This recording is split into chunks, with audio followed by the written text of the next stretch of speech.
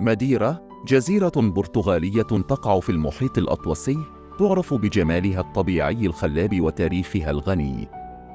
تعد ماديرا جزءاً من أرخبيل ماديرا وتتمتع بحكم ذاتي ضمن البرتغال. تشتهر الجزيرة بمناظرها الجبلية وغاباتها الكثيفة وشواطئها الرائعة، مما يجعلها وجهة سياحية مميزة.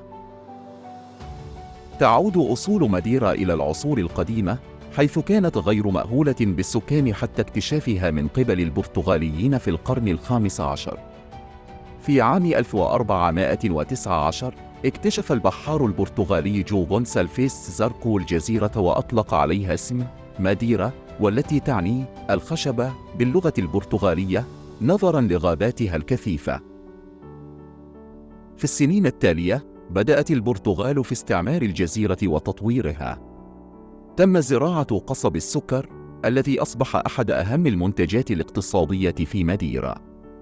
في القرن السادس عشر أصبحت ماديرا مركزاً تجارياً هاماً، حيث كانت تصدر السكر والنبيذ إلى أوروبا. خلال القرن التاسع عشر أصبحت ماديرا وجهة شهيرة للسياح الأوروبيين، خاصة البريطانيين الذين كانوا يأتون للاستمتاع بمناخها المعتدل ومناظرها الطبيعية. في القرن العشرين شهدت الجزيرة تطوراً كبيراً في البنية التحتية والسياحة، مما جعلها واحدة من أبرز الوجهات السياحية في البرتغال. الأماكن السياحية في ماديرا. فنشال عاصمة الجزيرة تتميز بمبانيها التاريخية وأسواقها التقليدية. بيكو دو أريرو ثالث أعلى قمة في ماديرا توفر إطلالات بانورامية رائعة. حدائق ماديرا النباتية تحتوي على مجموعة متنوعة من النباتات النادرة. كابو جيراو أحد أعلى المنحدرات البحرية في أوروبا. الحمامات الطبيعية في بورتو مونيز، برك طبيعية تشكلت من الحمم البركانية. المأكولات في ماديرا. إسبادة سمك سيف يقدم مع الموز. إسباتادة لحم مشوي على أسياخ. بول دو كاكو خبز تقليدي يقدم مع الثوم والزبدة. نبيذ ماديرا نبيذ محلي مشهور بجودته العالية. ماديرا هي جزيرة تجمع بين التاريخ العريق والجمال الطبيعي الخلاب. من خلال استكشاف شواطئها وجبالها يمكن للزوار الاستمتاع بتجربة فريدة لا تنس. سواء كنت تستمتع بالمعالم السياحية أو تتذوق المأكولات المحلية، فإن ماديرا تقدم تجربة مميزة لكل زائر. من فضلكم لا تنسوا الاشتراك في قناتنا ليصلكم المزيد من الفيديوهات الرائعة. شكرا جزيلا لدعمكم المستمر.